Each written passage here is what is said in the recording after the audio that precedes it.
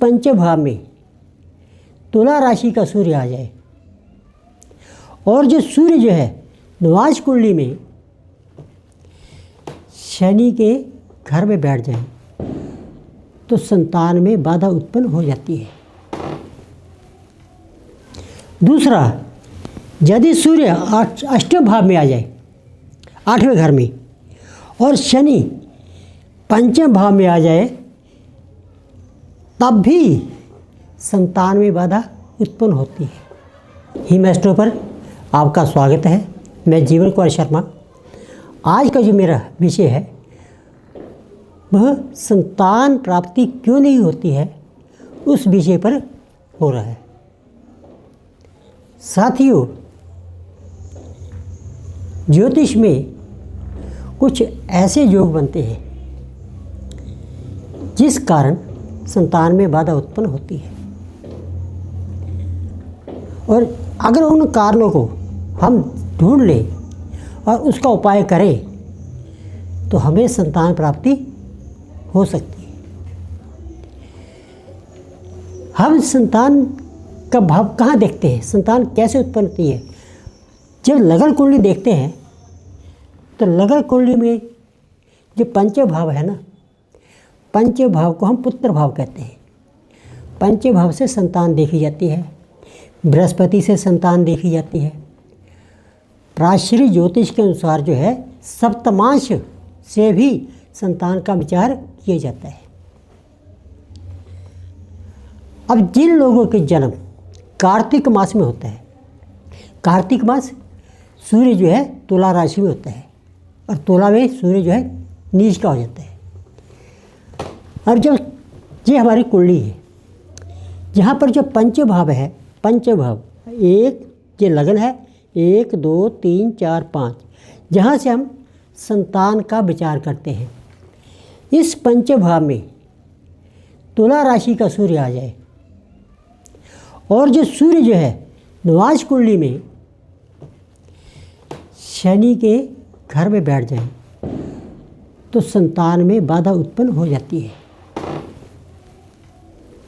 दूसरा, यदि सूर्य अष्टम भाव में आ जाए, 8वें घर में, और शनि पंचम भाव में आ जाए, तब भी संतान में बाधा उत्पन्न होती है। और जब पंचमेश अर्थात इस भाव का स्वामी राशि 12 होती है, 12 राशियों में से कोई भी राशि जो है इस पंचम स्थान में आ सकती है, और उस पंचम भाव का जो स्वामी है, उस राशि का जो स्वामी है, वह यदि राहु के साथ मिला हुआ है, राहु के साथ युक्त है, तब भी संतान में बाधा उत्पन्न हो जाती है।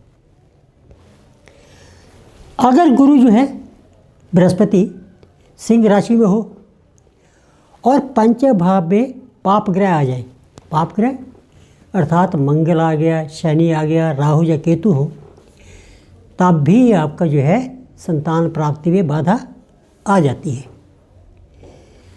अब पंचमेश जो है, जो इस स्थान का जो स्वामी है, वो सूर्य के साथ बैठा है और पंचम स्थान में पाप ग्रह आ जाए, तब भी बाधा उत्पन्न होती है। साथियों, सूर्य, बृहस्पति और पंचम स्थान ये हमारे संतान कारक ग्रह है, जो संतान का भाव है। तो सूर्य, बृहस्पति और पंचमेश, पंच भाव का जो स्वामी है, वह शनि राहु केतु से युक्त हो जाए, तब भी संतान उत्पन्न नहीं होती है, उसमें बाधा आ जाती है। पंचमेश पंचम स्थान में हो या 9वें भाव में हो, पंचमेश या तो पंचम स्थान में हो या फिर 9वें भाव में, यानी पंचमेश पंचम भाव में हो या 9वें भाव में हो, और इस स्थान पर चंद्रमा जो है वो शनि और राहु से साथ युक्त हो, तब भी संतान में बाधा उत्पन्न हो जाती है। इतने योगों के कारण जो है संतान उत्पन्न में बाधा आती है। अब हम विचार करते हैं और क्या क्या कारण होते हैं। मान लो किसी को जो संतान उत्पन्न होने के कारण जो है सूर्य जो है वो बाधा उत्पन्न कर रहा है। जैसे हमने जहाँ पर देखा कि सूर्य नीच राशि का बैठा है, तो इसका यही कारण मानेंगे कि सूर्य के कारण जो है संतान बाधा में उत्पन्न हो रही है। तो हमें ये लक्षण मिलते क्या है कि पिछले जन्म में इस व्यक्ति ने भगवान शिव का अनादर किया है,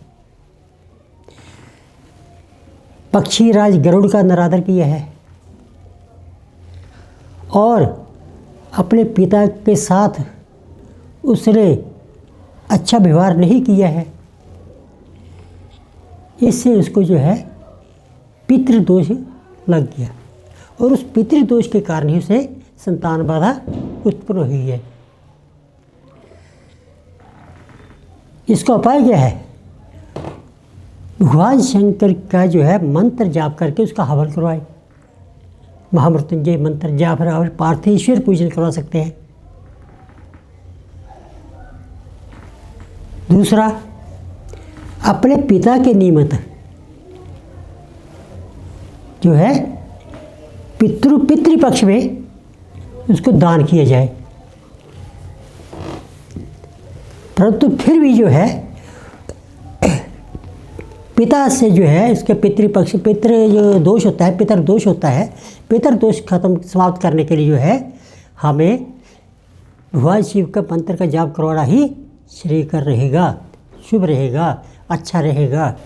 अब चंद्रमा यदि संतान में बाधा उत्पन्न करने का कारण बन रहा है, तब व्यक्ति ने पिछले जन्म में माँ भगवती के प्रति जो है विश्वास नहीं रखा है, चाहे माँ भगवती का जो है निरादर किया है, अपमान किया है, अपनी माता का अपमान किया है, अपनी माता तुल्य स्त्री का अपमान किया है, जिस कारण से उसे मातृदोष के कारण जो है संतान उत्पत्ति नहीं हो रही है। इसका उपाय ये है कि उस व्यक्ति को देवी भागवत का पाठ करवाना चाहिए, जो देवी जो है सप्तशती का पाठ करना चाहिए, और पितृपक्ष में अपनी माता के लिए या अपने दादी आदि के लिए जो है मातृपक्ष में दान करना चाहिए। उससे उसका जो है ये दोष समाप्त हो जाता है और संतान जो है प्राप्ति हो जाती है। यदि मंगल जो है मंगल के कारण संतान नहीं हो रही है, तो इसका कारण क्या है?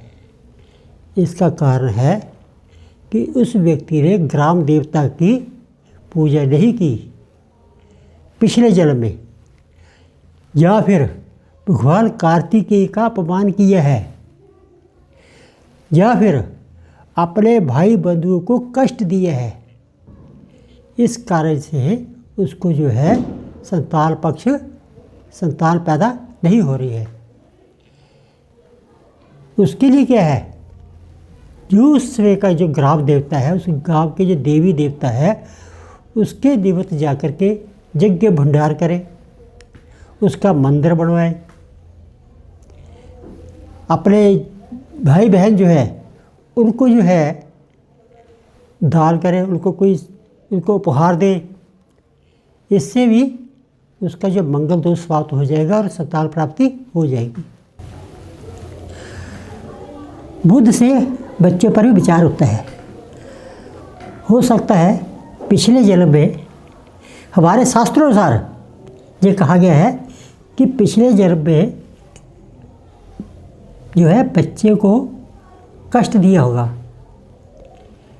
तो इस कारण भी उसे जो है बाधा उत्पन्न हो रही है, संतान बाधा उत्पन्न हो रही है।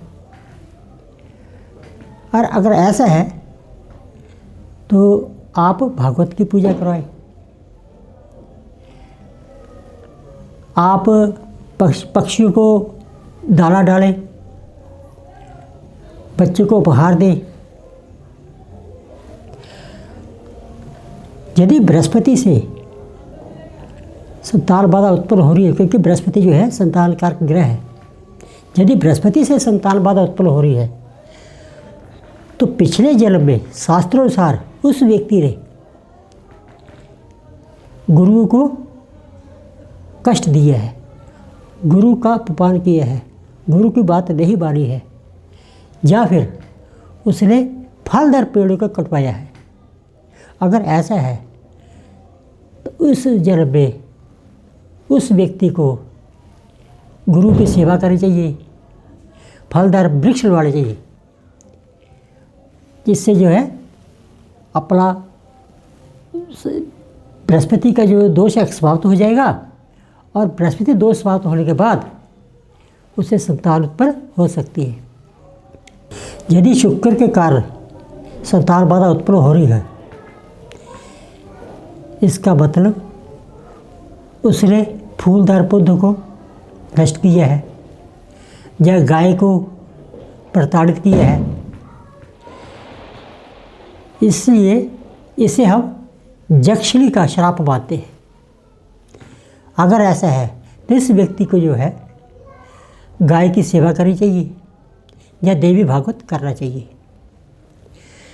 शनि के कारण बाधा उत्पन्न हो रही हो तो उस व्यक्ति ने गरीबों को प्रताड़ित किया है, गरीबों को कष्ट दिया है, या उसने पीपल का पेड़ कटवाया है, इसलिए उसे भूत प्रेत पिशाच का जो है श्राप लगता है। इस कारण उन्हें जो है पीपल के पेड़ उगाने चाहिए और भूत प्रेतों के निमित्त उनको जो है जैसे गीता का पाठ करवाए या उनके लिए यज्ञ करवाए तो वो शुभ रहेगा, इससे उसकी संतान प्राप्ति हो सकती है। यदि राहु के कारण संतान में बाधा उत्पन्न हो रही है तो पिछले जन्म में उस व्यक्ति ने सर्प को मारा है और इस कारण से सर्प दोष लगा है। इसका उपाय ये है कि चांदी के 2 नाग बुला करके, 2 छोटे छोटे सर्प बुला करके जो आपके सलियारे की दुकान से मिल जाएंगे, उनको लेकर के सोमवार के दिन आप भगवान शिव पर चढ़ा दें, आपका जो है सर्प दोष समाप्त हो जाएगा। यदि केतु के कारण संतान में बाधा उत्पन्न हो रही है तो उस व्यक्ति ने पिछले जन्म में ब्राह्मणों को तंग किया है, उन्हें कष्ट दिए है, और ब्राह्मण के शाप के कारण उसे संतान उत्पन्न नहीं हो रही है। इसका उपाय ये है कि आप ब्राह्मणों की सेवा करें, ब्राह्मण को दान करें और